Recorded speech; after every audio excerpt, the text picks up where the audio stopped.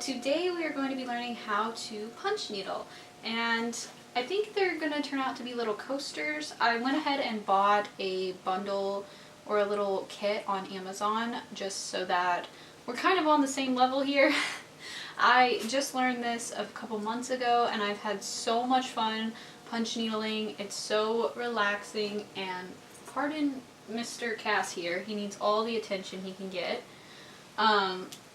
But yeah, today we're going to be learning how to punch needle. I've got a little design on this. I don't know if you can see it. I'll have a close-up camera for all of this.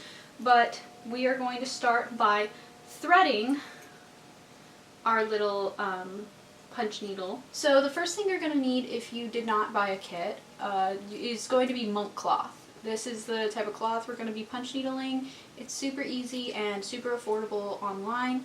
And you're going to want to sketch out a little pattern using whatever you have on hand to sketch with. The kit already came with pre-drawn little patterns, so we're going to be doing a cactus today.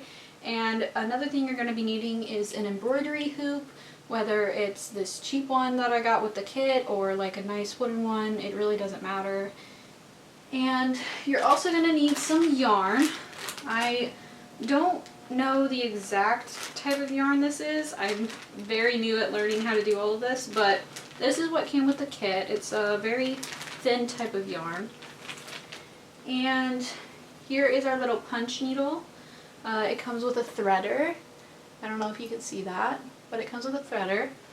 And yeah, I'm gonna go ahead. I'm gonna have a close-up camera while I do this as well, so that you're gonna be able to see exactly what we're doing.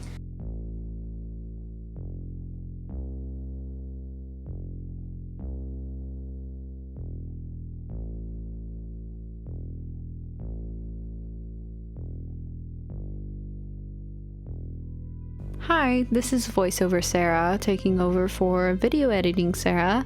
After you've threaded your punch needle, you're going to start threading the yarn into the monk fabric. The stitch is made by forcing the needle through the weave of the fabric, creating a loop that is kept in place by friction. So in the monk cloth, you can see the fabric and how it intertwines with one another. Make sure you leave just enough breathing room in between stitches so that the design does not become unraveled. I struggled with this a lot, even up until my last design in this video. I think it's just beginner's, luck on that. But anyway, the very first stitch is the most crucial. And if I speed it up here, I have footage of exactly how to do that.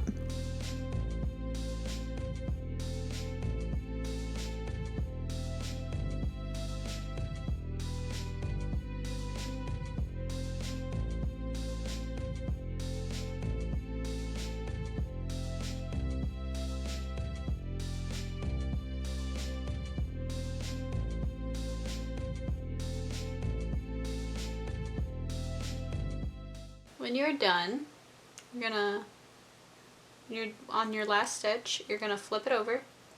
You're gonna pull out some excess string so that you have a little bit left, and then you're just gonna cut it there and pull out your string, or your needle puncher, pull out your needle puncher.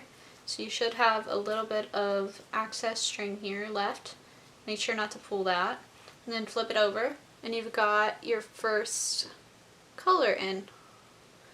And that's how you finish that off.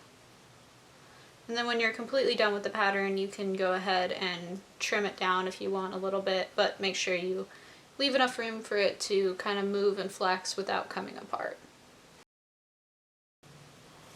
And if you are having trouble or mess up a little bit, the monk cloth is really forgiving, so it's honestly not that bad.